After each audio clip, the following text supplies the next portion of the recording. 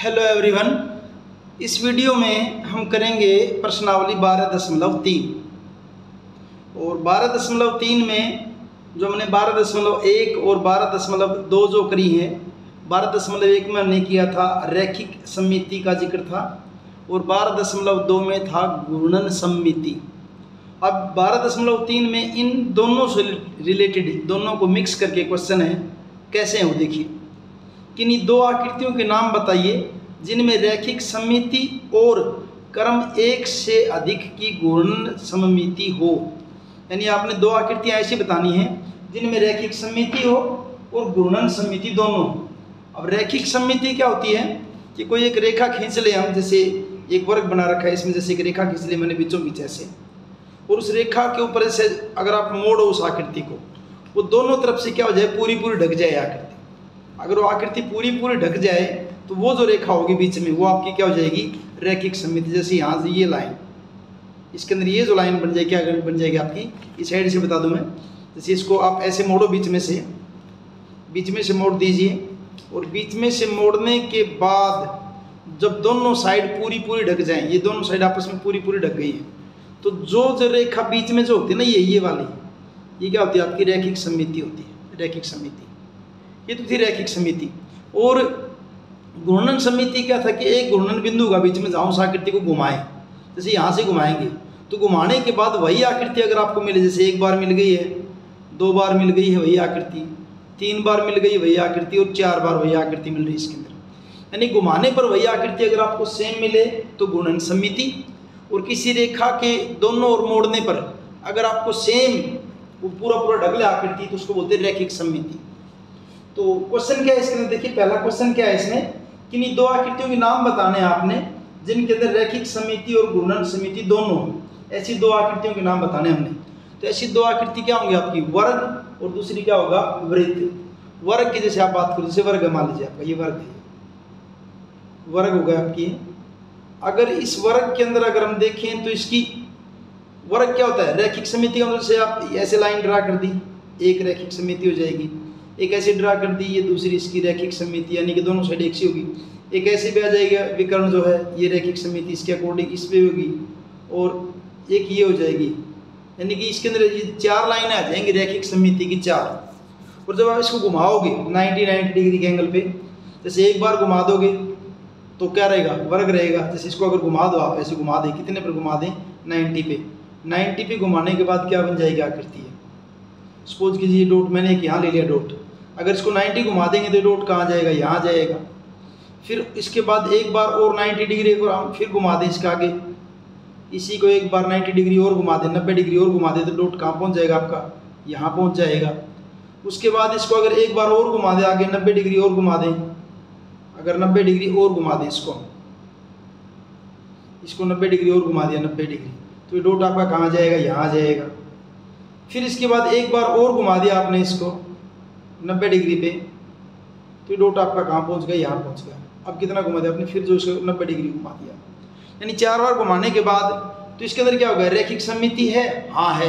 घूर्णन सममिति है, और घूर्णन सममिति कितने क्रम की, चार, 1 2 3 4, यानी कि 90 पर आप इसको जब चार बार घुमाते तो वही आकृति मिलती है आपकी। तो आपको ये आपका किसका हो गया, वर्ग जो है आपकी क्या हो जाएगी, आपकी एक ऐसी आकृति है जिसके अंदर रैखिक सममिति और क्रम एक से अधिक की घूर्णन सममिति है। ऐसे अगर आप वृत्त ले लें, एक दूसरा क्या ले लें, आप वृत्त ले लीजिए। ऐसे वृत्त की तो चाहे कितनी बार ही घुमा लो उसको, आप कितनी बार घुमा लो वृत्त को, जितनी बार भी घुमाओ क्या रहेगा, रैखिक सममिति भी क्या होती है इसकी, अनंत होती है। जितने भी केंद्र में से जाने वाले जो व्यास है इसके सारे क्या हो जाएंगे, इसकी रैखिक सममिति होगी। आप कितने भी खींच सकते हो, बहुत ज़्यादा अनंत है। ऐसे इसका घूर्णन भी आप कितने बार ही करा लो क्या रहेगा, वृत्त ही रहेगा। ये तो मैंने आपको समझाने के लिए लिखा है। बाकी इसके आंसर में आपने सिर्फ क्या लिखना है, आंसर में हमने सिर्फ क्या लिखना है, वर्ग और वृत्त, वर्ग और वृत्त, वर्ग और वृत्त में क्या आपकी रैखिक सममिति में, रैखिक सममिति व क्रम एक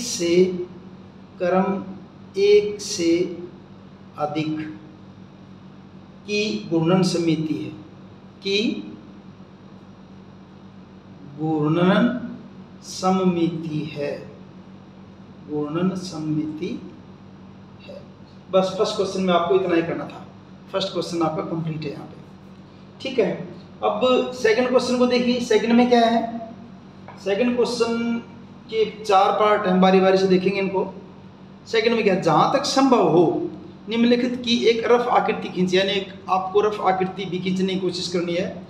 1 2 3 4 पार्ट है। पहले पार्ट में क्या करा है, एक त्रिभुज जिसमें रैखिक सममिति और क्रम 1 से अधिक की घूर्णन समिति दोनों, यानी दोनों चीज़ होनी चाहिए, रैखिक सममिति होनी चाहिए और क्रम 1 से ज़्यादा, यानी क्रम 1 से ज़्यादा, 1 से ज़्यादा यानी कि 2 हो या 3 हो या 4 हो, घूर्णन समिति भी हो, यानी रैखिक सममिति भी और 1 से ज़्यादा की घूर्णन सममिति भी हो। देखिए क्या करेंगे इसको, क्वेश्चन 2 और कह रहे हैं जहाँ तक संभव आपको आकृति भी बना के दिखानी है। तो रैखिक सममिति के लिए तो आप क्या करेंगे, समबाहु त्रिभुज ले लेंगे। क्या कहेंगे, लिख देता हूँ इसका, क्वेश्चन सेकंड का फर्स्ट पार्ट पहले लिख देता हूँ। एक समबाहु त्रिभुज में, एक समबाहु त्रिभुज में,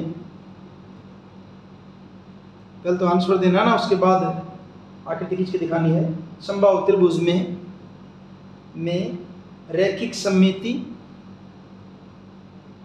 रैखिक सममिति और क्रम 1 से और क्रम 1 से अधिक की घूर्णन सममिति दोनों है। ये दोनों बात है इसके अंदर, किसके अंदर, समबाहु त्रिभुज के अंदर। देखिए पहले रैखिक सममिति को देखते हैं कैसे इसके अंदर। पहले रैखिक सममिति, रैखिक सममिति, अगर आप समबाहु त्रिभुज बनाओगे, जैसे ये बना दी मैंने समबाहु त्रिभुज, आपको स्केल से बनानी चाहिए। एक तो ये हो जाएगी, इसके इस साइड में आकृति एक जैसी है, फिर दूसरी हो जाएगी आपकी ये, और तीसरी हो जाएगी ये इसकी क्या हो जाएंगी, आगे तक निकालना चाहे आगे निकाल दो ऐसे, और आगे तक चले जाना तो कोई फर्क नहीं पड़ता ऐसे। ये तो रैखिक सममिति है, ठीक है, होगी भी रैखिक सममिति। और घूर्णन सममिति, घूर्णन सममिति के लिए क्या होता है, सबसे मेन, अगर कोई आपकी बहुभुज है और जिसकी सभी भुजाएं बराबर हो तो आप उसके घूर्णन का कोण का भी पता कर सकते हो। जैसे समबाहु त्रिभुज है तो समबाहु त्रिभुज में आप क्या कर दो, 360 जो हो ना उसको किससे भाग कर दो, 3 से भाग कर दो, कितना आ गया 120। यानी अगर आप समबाहु त्रिभुज को 120 डिग्री के एंगल पर घुमाओगे तो वही आकृति आपको दोबारा मिल जाएगी। कहने का मतलब ये है, जैसे आपकी ये त्रिभुज और मान लीजिए मैंने डॉट यहाँ ले लिया एक, याद रखने के लिए स्टार्टिंग में, आप इसको 120 पर घुमा दोगे, कितने पर, 120 पर घुमा दो। 120 पर घुमाते ही क्या हो जाएगा, 120 डिग्री पर घुमाते ही क्या हो जाएगा, ये जो आपका ये जो डॉट था ना, ये वाला डॉट, ये कहाँ पहुँच जाएगा, यहाँ पहुँच जाएगा, ठीक है। इसको फिर 120 डिग्री घुमा दो, समबाहु त्रिभुज को 120 डिग्री फिर घुमा दीजिए।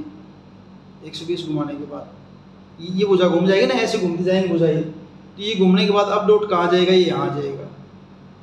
फिर इसको 120 डिग्री और घुमा दो आप, 120 डिग्री और घुमाते ही शुरू वाली जो आकृति थी सेम वही आकृति बन जाएगी, वहीं पहुँच जाएगा, डॉट वहीं पहुँच गया। यानी कितने क्रम की रैखिक सममिति होगी इसके लिए, कितने की होगी, 3। घूर्णन क्रम कितना होगा आपका, 3 हो गया।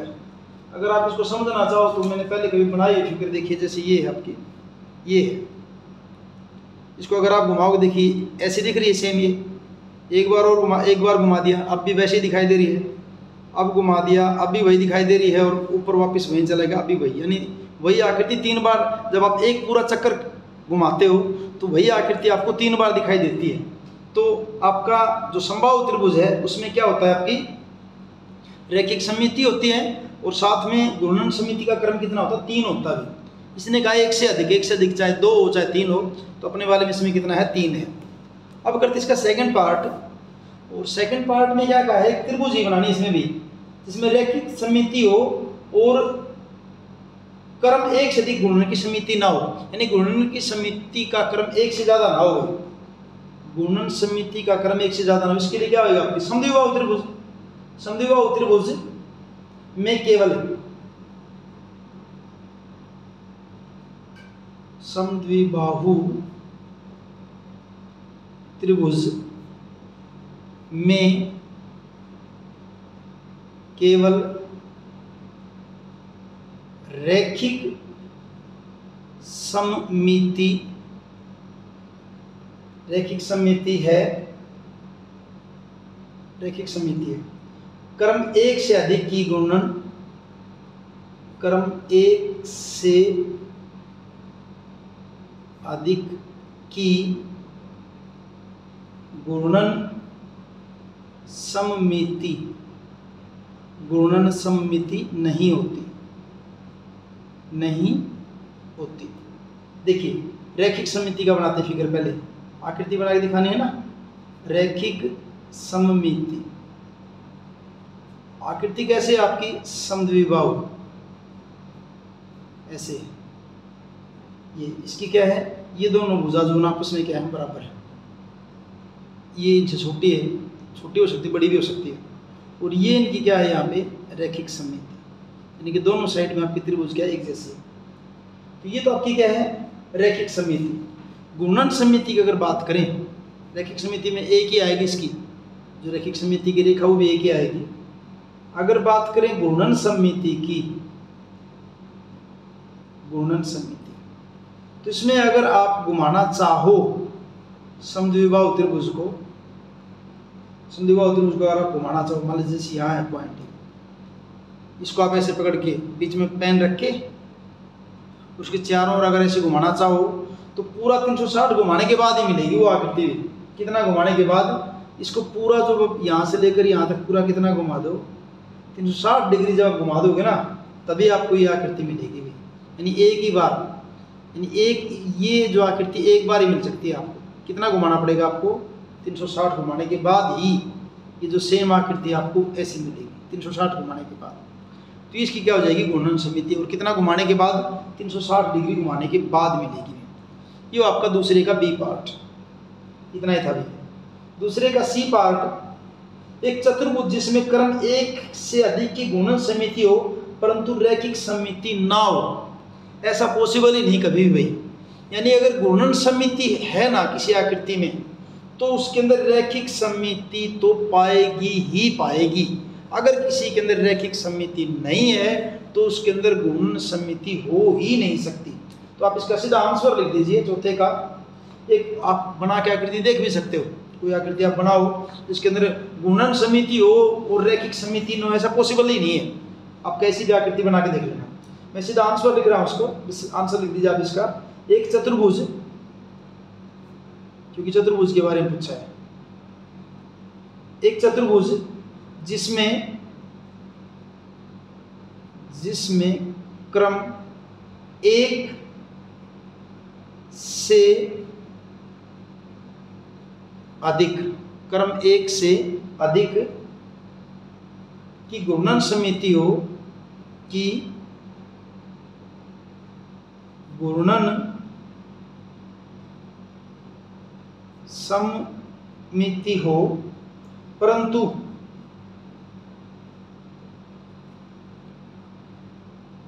रैखिक सममिति न हो, ऐसा संभव नहीं है। ऐसा संभव नहीं है, ठीक है, ऐसा हो ही नहीं सकता कभी भी। अब है इसका चौथा पार्ट, दूसरे का चौथा part, fourth part. Fourth part में क्या दे रखा है जी? फोर्थ में दे रखा है एक चतुर्भुज जिसमें केवल रैखिक समिति हो और क्रम एक से अधिक की गुणन समिति ना हो। रैखिक समिति तो हो लेकिन क्रम एक से अधिक की गुणन समिति, यानी कि अगर उसमें गुणन है तो एक ही क्रम का हो सकता है। एक क्रम का मतलब क्या है, 360 डिग्री घुमाने के बाद ही आपको आकृति मिले और नहीं मिल सकती। तो ऐसा सिर्फ किस में हो सकता है, और चतुर्भुज आपकी होनी चाहिए। तो तो ऐसी आकृति आपकी क्या हो सकती है भाई, समलंब हो सकती है। ऐसी आकृति क्या हो सकती है आपकी, समलंब हो सकती है। एक समलंब में एक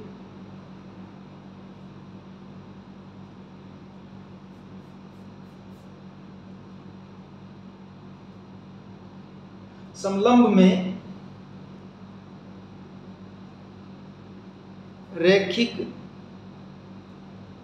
सममिति होती है और कर्म एक से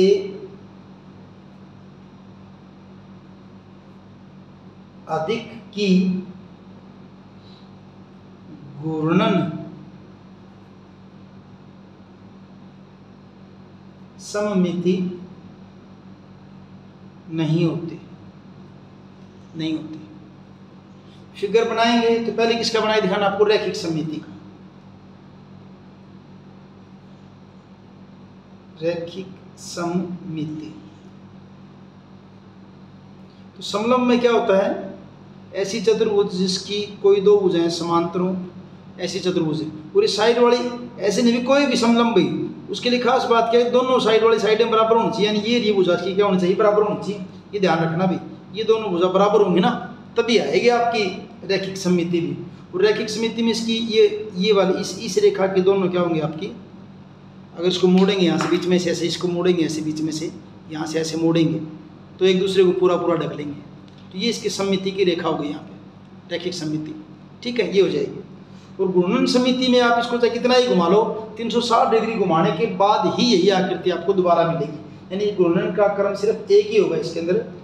और अगर इसकी घूर्णन सममिति की बात करें, घूर्णन सममिति की अगर बात करें, इसकी अगर घूर्णन सममिति की बात करें तो कितना घुमाना पड़ेगा आपको, 360 घुमाने के बाद ही आपको ये आकृति मिल सकती है दोबारा भी।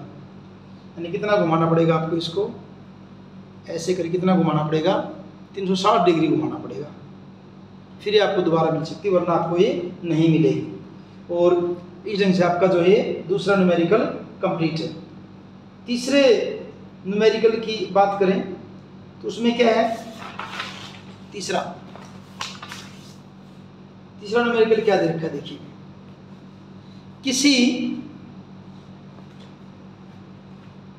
यदि किसी आकृति की दो या अधिक सममिति रेखाएं हों, सममिति रेखाएं दो हैं या दो से ज़्यादा हैं, तो क्या यह आवश्यक है कि उसमें क्रम एक से अधिक की घूर्णन सममिति होगी।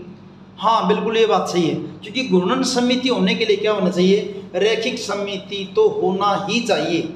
और अगर आपके अब तक हमने बना के भी देखा है, जिसके अंदर रैखिक सममिति क्रम एक से ज़्यादा है ना, तो उसकी घूर्णन सममिति, रैखिक सममिति जिसकी एक से ज़्यादा है तो उसकी घूर्णन सममिति भी क्या आएंगी, एक से ज़्यादा आती है। तो क्या कर रहा है, यदि किसी आकृति की दो या अधिक सममिति रेखाएं, कोई आकृति है उसकी सममिति रेखाएं 2 हैं, 3 हैं, 4 हैं, तो क्या यह आवश्यक है कि उसमें क्रम एक से अधिक की घूर्णन सममिति होगी। हाँ, बिल्कुल सही है, ऐसे ही होगा। जैसे समबाहु त्रिभुज है, उसमें रैखिक सममिति की कितनी है, रैखिक सममिति रेखाएं कितनी होती है, समबाहु में 3 होती हैं, और घूर्णन के लिए उसका क्रम भी कितना है, 3 है। वर्ग की बात करें, वर्ग के अंदर जो रैखिक सममिति की रेखाएं कितनी होती है, 4 होती हैं, और उसका घूर्णन का क्रम भी क्या होता है, 4 होता है। तो कहने का मतलब ये है कि अगर ज़्यादा है ना, रैखिक सममिति की रेखाएं 2 या उससे ज़्यादा हैं, तो उसका घूर्णन का क्रम भी क्या होगा आपका, 2 से ज़्यादा होगा। तो इसका आंसर लिखते सीधा हम जो है क्वेश्चन 3 का सीधा आंसर लिखते हैं भी। क्वेश्चन 3 का आंसर क्या है, देखिए, हाँ, क्योंकि केंद्र से जाने वाली रेखा घूमेगी, कोई भी आकृति कहाँ से घुमाते, केंद्र से घुमाते हैं। चाहे समबाहु त्रिभुज हो, जहाँ माध्यिकाएं आपस में मिलती हैं, वो वर्ग को जहाँ पर उसके विकर्ण आपस में काटते हैं, वो क्योंकि केंद्र से जाने वाली, क्योंकि केंद्र से जाने वाली रेखा, कोई रेखा अगर केंद्र से जाती है ना, केंद्र से जाने वाली रेखा एक सममिति रेखा होती है, एक सममिति रेखा होती है, सममिति रेखा होती है। और केंद्र से इसकी घूर्णन सममिति संभव है, और फिर और केंद्र से इसकी घूर्णन सममिति संभव है। जैसे मान लीजिए, वैसे फिगर बनानी नहीं आपको, वैसे बता रहा हूँ। मान लीजिए समबाहु त्रिभुज है, एक सममिति रेखा, फिर आपकी दूसरी सममिति रेखा, फिर आपकी ये तीसरी सममिति रेखा, 3 होगी, और यहाँ पे ये आ गया केंद्र। तो केंद्र से सममिति रेखा 3 जा रही तो घूर्णन का क्रम 3 पाएगा इसके अंदर। अगर वर्ग की बात करें, वर्ग की सममिति रेखा, ये विकर्ण, वर्ग की सममिति रेखा, ये विकर्ण, फिर ये सममिति रेखा कितनी आपकी 4 है, और ये क्या हो जाएगा, घूर्णन का केंद्र हो जाएगा। तो यहाँ से घूमेंगे तो 4, घूर्णन का क्रम भी कितना आ जाएगा, 4 आ जाएगा। यानी जिसकी सममिति रेखा 2 है उससे ज़्यादा है तो उसकी घूर्णन की सममिति क्या होगी, 1 से ज़्यादा ही होगी। ये आपका थर्ड क्वेश्चन। फोर्थ क्वेश्चन जो है उसमें क्या करना है, फोर्थ क्वेश्चन एक बार बना देता हूँ।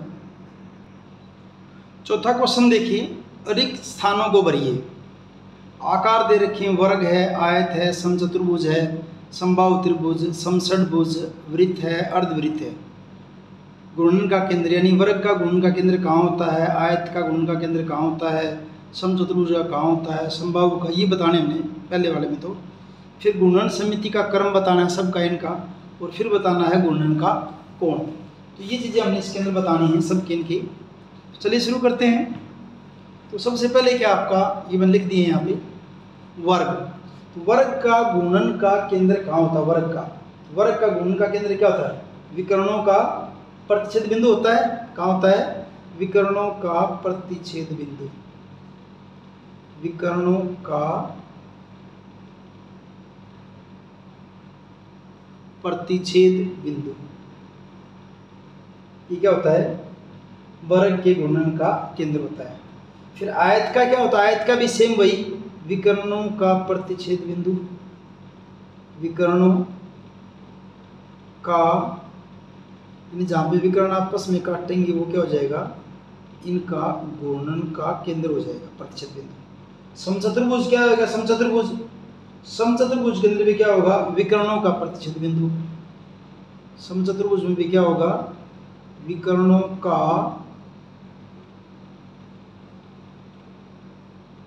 प्रतिच्छेद बिंदु।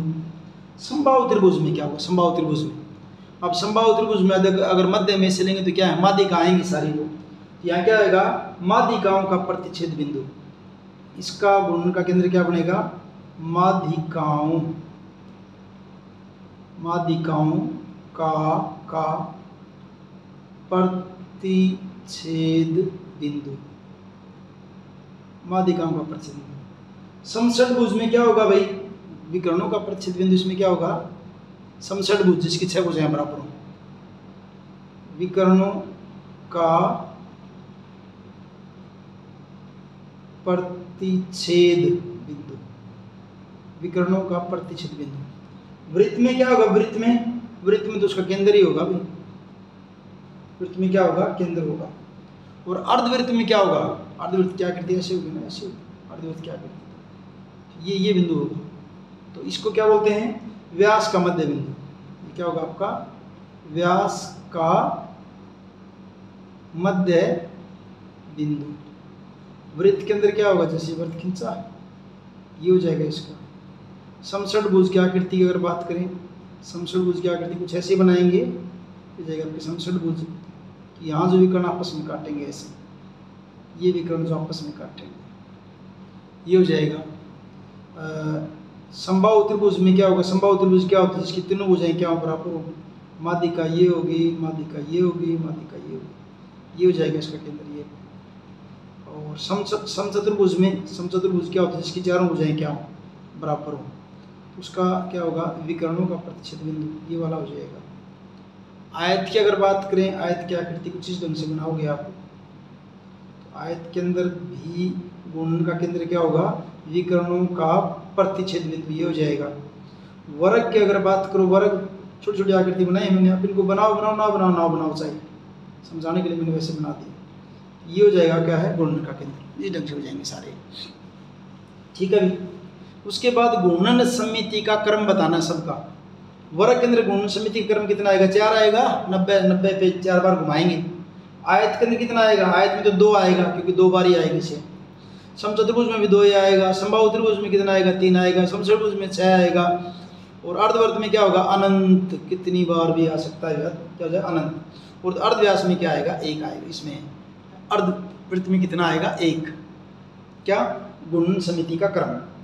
फिर गुणन के कोण की अगर बात करें, कोण की बात करें तो देखिए, गुणन का कोण 4 आ रहा है तो कोण कितने का, 90 डिग्री का। 2 आ रहा है तो कितनी बार घुमाओगे आप, 180 पे। 2 आ रहा है तो कितना आएगा, 180 आएगा।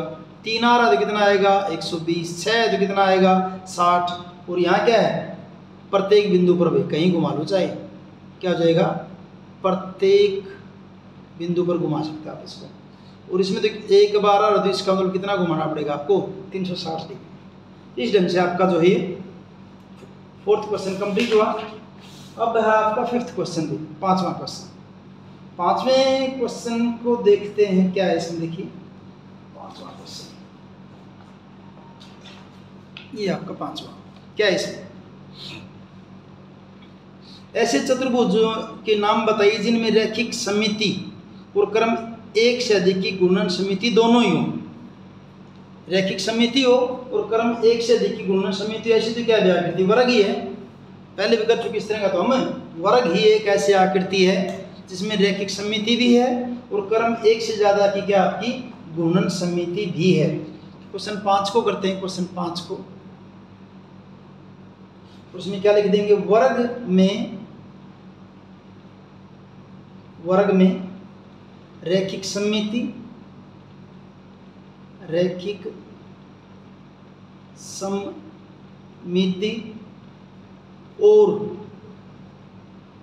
क्रम 1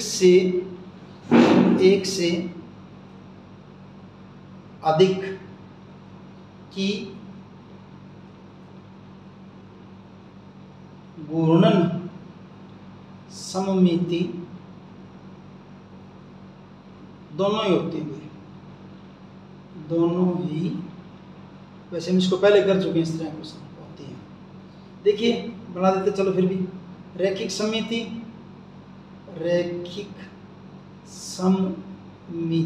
कैसे होगी, ये आपका हो गया वर्ग, एक तो विकर्ण ये गया, दूसरा विकर्ण गया ये, तीसरी यहाँ से रैखिक समिति, चौथी यहाँ से, तो ये तो इसमें रैखिक समिति हो जाएगी, ठीक है। और जब गुणन समिति की बात करें तो क्योंकि 4 आ रही है इसके अंदर, 4 भुजाएं हैं, वर्ग के अंदर चारों बराबर हैं, तो 4 जो है उसको 360 को पता करना हो ना, तो जितनी बराबर भुजाएं 4 हैं तो कितने पर घूमेगा, ये 90 पर घूमेगा। पीछे वाले क्वेश्चन में देखा भी हमने ऐसे। जैसे ये आपकी ओरिजिनल आकृति है शुरू में, ये वर्ग आपका स्टार्टिंग में ऐसे, ठीक है। आप सपोज कीजिए इसको ऐसे घुमा रहे हो, यहाँ से घुमा रहे हो, ये डॉट ले लीजिए, माने आपने घुमाया इसको कितनी डिग्री पे, 90 पे घुमाया सपोज कीजिए। 90 पर घुमाने के बाद सेम आकृति ये बनेगी, सेम बनेगी, ठीक है। ये डॉट यहाँ पहुँच जाएगा 90 घुमाने के बाद। एक बार घूम गया, फिर इसको 90 और घुमा दीजिए आप, 90 और घुमा दोगे तो ये आपका डॉट यहाँ आ जाएगा। कितना घुमा दिया, 90 घुमाया था, फिर 90 घुमा दिया, अब ये बन गया 2 हो गया आकृति। अब एक बार फिर 90 घुमा दीजिए आप, इसको 90 डिग्री और घुमा दीजिए, एक बार और 90 डिग्री घुमा दोगे तो अभी डॉट कहाँ पहुँच जाएगा, ये हो जाएगा, 90 घुमा दिया, ठीक है। उसके बाद एक बार और घुमा दीजिए 90, आप इसको 4 बार घुमा देने के बाद से, यानी 4 बार इसको 90 पर जब घुमाया ना तो 4 बार वही आकृति मिल रही है आपको। एक बार एक चक्कर पूरा कटवाने में 4 बार आपको सेम आकृति मिल रही है, तो इसका मतलब गुणन की समिति क्या होगी आपकी, 1 से अधिक हो गई है, 1 से अधिक हो गई है, ठीक है। ये आपका था क्वेश्चन 5वां। क्वेश्चन 6, छठे क्वेश्चन में क्या है, देखिए छठे क्वेश्चन में क्या है। छठा, किसी आकृति को उसके केंद्र के परितः 60 डिग्री घुमाने पर वह उसकी प्रारंभिक स्थिति में आ जाती है। जैसे वर्ग को 90 डिग्री पर घुमाने पर प्रारंभिक स्थिति में आ जाता है, तो इसका मतलब 360 को 90 से भाग करोगे 4, यानी कि ऐसी आकृति मिलेगी जिसकी 4 भुजाएं समान हैं। तो अगर इसके अंदर 60 पर घुमाने पर आ रहा है ना, तो इसका मतलब इसके अंदर 6 भुजाएं होंगी ऐसी, या कोई ऐसी आकृति बनेगी जिसके अंदर 6 एक जैसे पार्ट दिखाई देंगे आपको, तभी 60 डिग्री का कोण आएगा ना। तो घुमाने पर उसकी प्रारंभिक स्थिति जैसी ही दिखाई देती है। इस आकृति के लिए ऐसे कौन से और कोण भी हो सकते हैं। जिस आकृति को आप 60 पे घुमाने पर वही आकृति मिल सकती है आपको, तो अगर आप उसको 120 पर घुमाओगे तो भी वही आकृति मिलेगी, फिर 60 थी 180 पर घुमाओगे तो भी वही आकृति मिलेगी, फिर 240 पर वही आकृति मिलेगी, 300 डिग्री पर वही आकृति मिलेगी, फिर सीधा 360 डिग्री पर भी वही आकृति आपको मिलेगी, वही आकृति आपको मिलेगी। पहले तो इसको हम देखेंगे, अगर कोई आकृति 60 डिग्री पर घुमाने पर वही मिल रही है ना, तो इस आकृति के लिए और कोण क्या हो सकते हैं जिसको 60 पर घुमाने पर वही आकृति दोबारा मिल सकती है। उसके लिए आकृति के लिए, इस ऐसी आकृति के लिए पहले इसका आंसर लिख देता हूँ। ऐसे जो 60 के ऊपर तो बता ही रहे कि 60 घुमाने पर वही आकृति आपको दोबारा मिल जाती है, तो ऐसी आकृति के लिए, ऐसी आकृति के लिए 120 डिग्री, 180 डिग्री, 60 थी 180, फिर 240 डिग्री, 300 डिग्री और 360 डिग्री आदि कोण भी हो सकते हैं। आदि, इनको तो 60 के अलावा और कोण कौन से हो सकते हैं, आदि कोण भी हो सकते हैं। अब एक एग्जांपल लेते हैं, पहले 60 वाला ही लेते हैं। देखिए मान ली मैंने क्या बना दी, समषटभुज बना दी, ऐसे थोड़ी बहुत कम ज़्यादा हो सकती है, और यहाँ डॉट ले लिया मैंने, ठीक है, और ये इसका गुण का केंद्र हो गया। आपने क्या किया, इसको 60 डिग्री घुमा दिया। 60 घुमाने के बाद सेम ऐसी आकृति मिलेगी आपको, सेम ऐसी आकृति मिलेगी, सिर्फ फर्क किसका पड़ जाएगा, आपका सेम ऐसी मिल जाएगी। ये जो डॉट आपका कहाँ हो जाएगा, यहाँ हो जाएगा 60 घुमाने पर। फिर इसको 60 डिग्री और घुमा दो आप, इसको 60 डिग्री और घुमाने के बाद फिर वही आकृति आपको मिल जाएगी, और ये डॉट कहाँ पहुँच जाएगा, यहाँ पहुँच जाएगा, ठीक है। फिर इसको 60 डिग्री और घुमा दीजिए आप, 60 डिग्री और घुमाओगे तो ये डॉट आपका यहाँ पहुँच जाएगा ऐसे। इसको 60 डिग्री और घुमा दो, इसको 60 और घुमाने के बाद आपकी ये समषटभुज जो है, ये डॉट आपका यहाँ पहुँच जाएगा, ये गुण का केंद्र है। फिर इसको और 60 घुमा दो भाई, इसको और 60 घुमाने, आकृति थोड़ी छोटी हो जाए ताकि मैं एक ही लाइन में लेके आने की कोशिश कर रहा हूँ, तो अब डॉट यहाँ पहुँच जाएगा, ठीक है। 60 घुमाया तो इसको फिर और 60 घुमा दो आप, इसको फिर और 60 घुमाने के बाद वो जो डॉट मैंने लिया था कहाँ आ गया, वापस वहीं पे आ गया जहाँ से स्टार्ट किया था। तो कितनी बार घुमाना पड़ा आपको, 1 2 3 4 5 6 बार घुमाना पड़ा आपको इसको, 60 का अगर है तो। इसी को आप जो मैं एक और बता देता हूँ, सारी नहीं बताऊँगा। अब 120 पे अगर घुमाने लग जाओ तो, अगर इसी आकृति को 120 के हिसाब से बताता हूँ आपको मैं, 120 अगर आप इसको 120 डिग्री पर घुमाने लग जाओ, ये डॉट सपोज कीजिए यहाँ है, आपने कितने पर घुमाना है, 120 पर, आकृति तो वही मिलेगी 120 पर, लेकिन यहाँ क्या होगा, यहाँ जाने की वजह से 120 पर का आ जाएगी, यहाँ आ जाएगा डॉट आपका कितने पर घुमाने पर, 120 पर। तो इसको जैसे घुमाने के बाद ये है, अब इसको आगे फिर घुमाऊंगा अगर मैं 120 डिग्री, इसको अगर मैं 120 डिग्री और घुमाता हूँ आगे, ये इसको घुमा किया है, अब इसको घुमा दिया 120 डिग्री। इसको घुमाने के बाद क्या जाएगा आपका, ये जो डॉट यहाँ था कहाँ पहुँच जाएगा, यहाँ पहुँच जाएगा। फिर इसको और घुमा दिया, 120 डिग्री घुमा दो आप, 120 डिग्री जब घुमा दोगे तो डॉट आपका यहीं पर पहुँच जाएगा। यानी कितने बार घुमाना पड़ा आपको, 3 बार घुमाना पड़ा।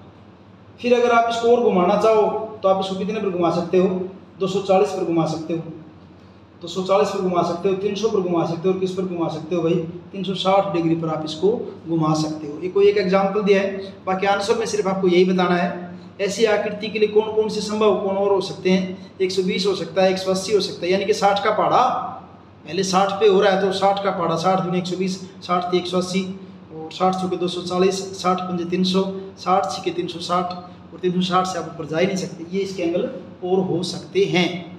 ठीक है, ये वो आपका जो है वही छठा क्वेश्चन। अब बात करते हैं सातवें क्वेश्चन की। सातवें क्वेश्चन में देखिए क्या है। सातवां, क्या हमें कोई ऐसी क्रम एक से अधिक की गुणन समिति प्राप्त हो सकती है जिसकी गुणन का कोण 45 डिग्री का हो। अब गुणन का कोण कैसे, जैसे आपको समबाहु त्रिभुज का गुणन कोण पता करना, तो हम क्या कर देते हैं, 360 को 3 से भाग कर देते हैं। क्वेश्चन 7 कर रहे हैं। क्वेश्चन 7, अगर आपको समबाहु त्रिभुज मान लीजिए आपके पास, और अगर आप उसका गुणन का कोण पता करना चाहते हैं समबाहु त्रिभुज का, तीनों भुजा बराबर हैं, तो आप क्या कर दो, 360 को जो ना 3 से भाग कर दो, गुणन का कोण कितना आ जाएगा, 120। इसका उल्टा अगर कोई ये कहते कि गुणन का कोण 120 है, तो कितनी भुजा बनेगी, 120 को 360 को 120 से भाग कर दो, कितनी भुजा हो जाएंगी, 3 भुजाएं हो जाएंगी। तो पहला जो क्वेश्चन उसमें क्या कह रहा है कि जिसमें गुणन का कोण 45 का हो, क्या ऐसा संभव है क्या, कोई ऐसी आकृति संभव है जिसका गुणन का कोण 45 हो। तो ये कब पता चलेगा आपको, आप क्या करके देखो, 360 को 45 से भाग करके देखिए। 360 को 45 से भाग कीजिए तो कितने पर जाएगा, 8 पर जाएगा। अभी 45 8 360, 8 पर जाएगा, कितना आ गया 8, पूरा आ रहा है। तो यानी सम अष्टभुज ऐसी भुजा होगी जिसका गुणन का कोण कितना होगा, 45 डिग्री का होगा। यानी ऐसा पॉसिबल है, ऐसा पॉसिबल है। तो क्या, यदि गुणन का कोण, अब इसका आंसर लिख देंगे, यदि गुणन का कोण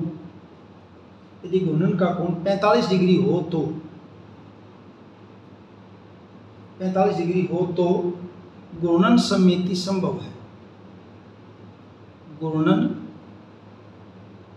सममिति संभव है, क्योंकि 360 का कोण 45 डिग्री से विभाज्य है। अगर ये विभाज्य ना होता ना, फिर नहीं होता, विभाज्य है। फर्स्ट पार्ट की बात होगी। सेकंड पार्ट में कोण कितना दे रखा है आपका, 17 डिग्री दे रखा है सेकंड। तो अगर आप 360 को 17 से भाग करोगे ना, तो पूरा भाग नहीं होगा, यानी शेष बचेगी। इसमें आप इसको करके देख लेना, 360 को जब आप 17 से भाग करोगे ना, तो शेष बचेगी, पूरा भाग नहीं होगा। 17 दूनी 34, 6 में से 4 गए 2, 20, 17 एकम 17, शेष कितना रहेगा, 3 रह गया। और होना क्या चाहिए, पूरा भाग होना चाहिए, तो पूरा भाग ही नहीं हो रहा, इसलिए ऐसा नहीं हो सकता। यदि गुणन का कोण 17 डिग्री है, यदि गुणन का कोण 17 डिग्री है, तो गुणन सममिति संभव नहीं है। गुणन सममिति संभव नहीं है, गुणन सममिति संभव नहीं है। क्यों नहीं है, क्योंकि 360 का कोण 17 डिग्री से पूर्णतया विभाज्य नहीं है। ठीक है, इस ढंग से आपकी एक्सरसाइज 12.3 कंप्लीट है। वीडियो अगर आपको अच्छे से समझ में आया है तो लाइक कीजिए, अपने दोस्तों के साथ शेयर कीजिए और चैनल को सब्सक्राइब कीजिए। Thank you.